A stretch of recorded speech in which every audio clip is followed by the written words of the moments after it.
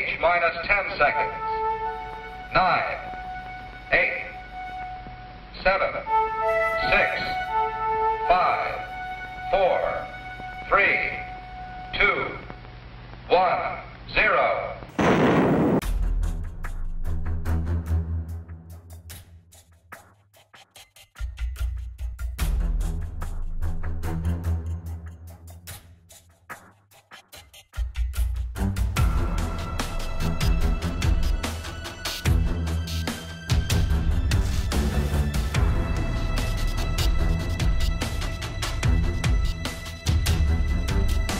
In 1949, the old Soviet Union set off their first atomic bomb. And that was a bit of a surprise to us. We had not really expected the Soviets to have that technology yet. In 1950, very shortly after that, President Truman decided it was time to have a place where we could do testing of our weapons, because now there's an arms race on. They finally decided on the current location of the test site here north of Las Vegas. So President Truman approved that in December of 1950.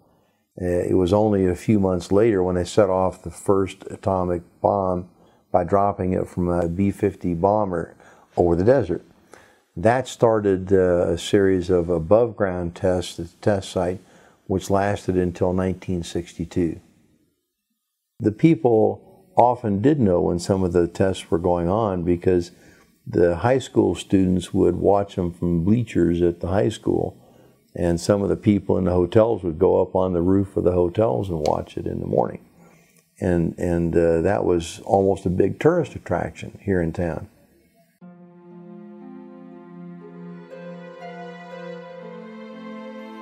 In the 50s, I was in junior high, and I remember them letting us out of junior high to watch.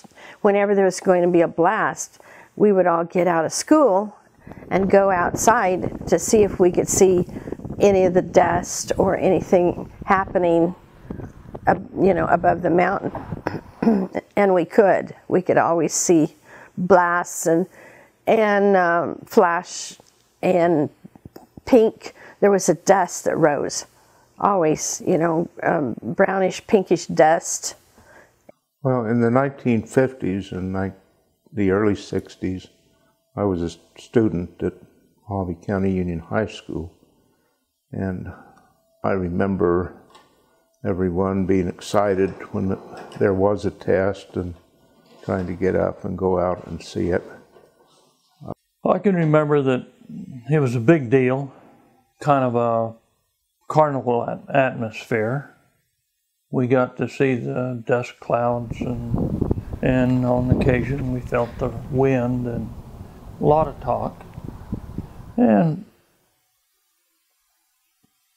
at that time we thought it was something great to be occurring, because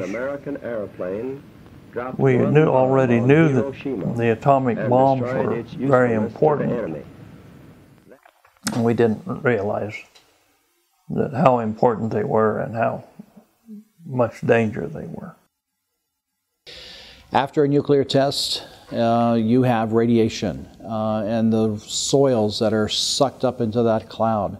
The radioisotopes that are a part of that nuclear test are in the cloud, and they go into the atmosphere, eventually go traveling, and then as it travels, that heavy particles, be it the dust, the radioactive materials, starts to fall out and fall to the ground. When you look at the maps from the test, if you lay them all together, it looks pretty much that the entire United States got some type of fallout from the atmospheric testing. But having said that, we all carry some sort of body burden from the nuclear weapons testing of all the nations, the French, the Chinese, the Russians, the United States. It's still out there. It's still circling the globe. You can definitely see where there's areas in Arizona, along the Colorado River, just south of the Colorado River, where you have areas where there was fallout. It's widely known that certain cancers are caused by radiation. Certain cancers are caused by smoking. Certain cancers are caused by where you live. Certain cancers are caused by the foods you ate. Certain cancers are caused by genetics. There's just no real pinpoint of how the cancer that you got, what it was caused from. But at the end of the day, if you're one of those family members that had a large number of family and friends from your community that died from cancer, and you knew that those people were in an environment where they were outside during this testing and were part of fallout on them, to them, it's very easy to see where you can put the two together and come with that conclusion.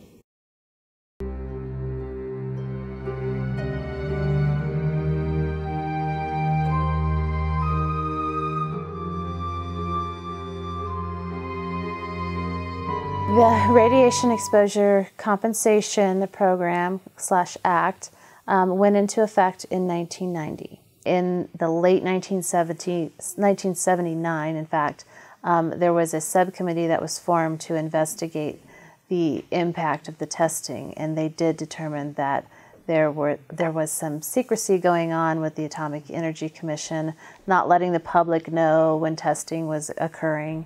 And so Congress responded and created the RECA, and it was signed into law by President George Bush. In order to be eligible for a downwinder, you would have to have lived in a covered area, one of the counties in Arizona, Nevada, or Utah, for a period of 2 years between 1951 and 1958, or the entire 1-month period of July 1962.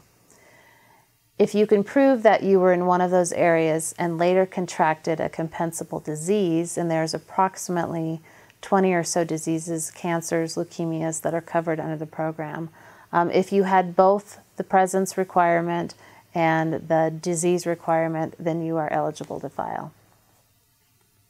They are eligible for $50,000. The money is set up in a fund that Congress established that our government thankfully keeps refunding every year, so that this program was not supposed to go on as long as it has, but it continues to go on as long as there are folks that are available to file. Now, Arizona wasn't actually added until 2000. Arizona was not included at all in the original 1990 Act. So in 2000, they added all these counties in that little strip of Mojave County, leaving out the rest of Mojave County. I don't understand why. I believe it was a political error, that they just weren't adequately represented at the time this program was being established.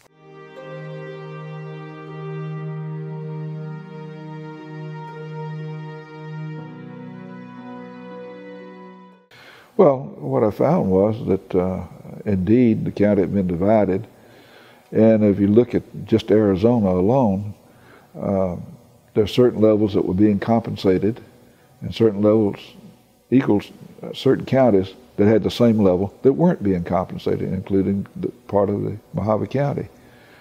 And not trying to decide whether they should or should not be compensated. Congress made that decision. That was a policy decision that Congress made to compensate. And my only point was, if they're going to compensate at this level in one county, they ought to compensate at that level anywhere in the state or in the United States.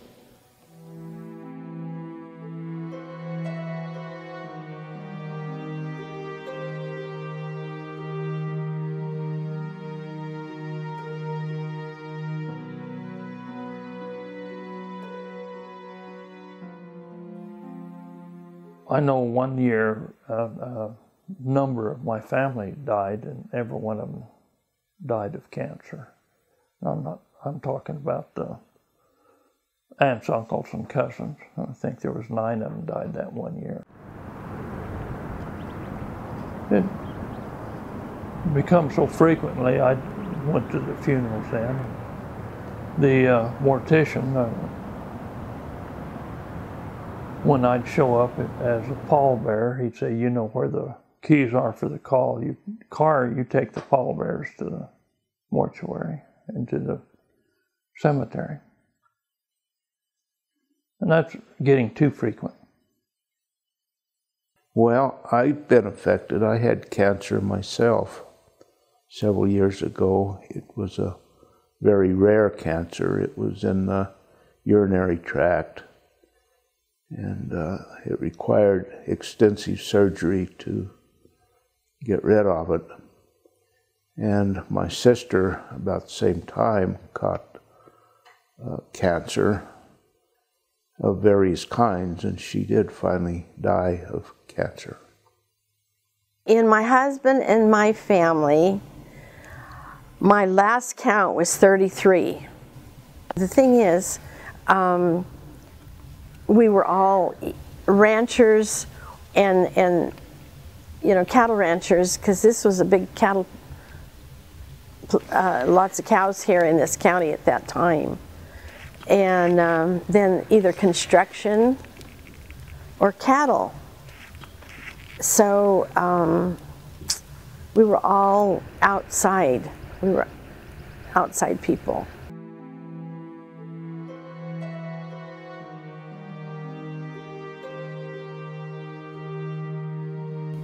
I have not been given a pat answer of why it hasn't been accepted.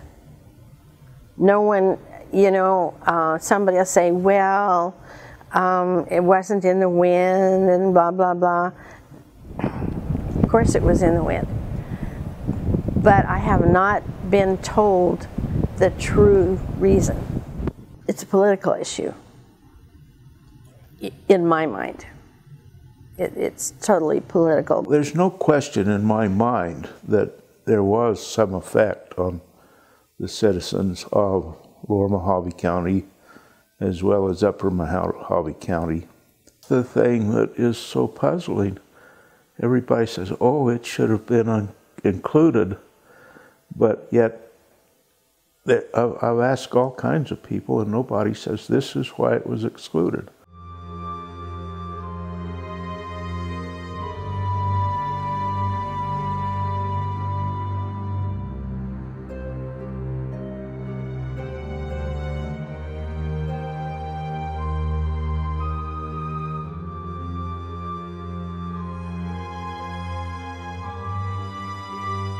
Even the agencies admit that they should be included, but it's trying to get it done, which has been the hard part. So we've introduced bills. Congressman Franks, who represented this area before me, tried to put a bill forward. We've also tried, in my term, trying to take that bill and utilize it as an amendment to the authorization bills, but it's been ruled out of order. So we're very frustrated in how do we get, you know, compensation or have the fairness of RICA being applied to the people that it's responsible to, which would be all of Mojave County, not just that north of the Grand Canyon and west called the Strip area. We finally just said, listen, we went to the Congressional Research System and said, listen, how do we build something to correct this inequality? How do we fix that? And so hopefully we'll get that chance again. Maybe it's the format we're writing it in, we don't know. And sometimes that's the biggest problem in the federal government. It's the right timing, the right person, and the right place to get something done. So it takes our perseverance to force that, to say, listen, I'm not going away till you get it done. This is one of our top priorities for Mojave County because it's an injustice that needs to be fulfilled. There's numbers of people that have lost loved ones that are currently fighting cancer that should at least have their day of accountability.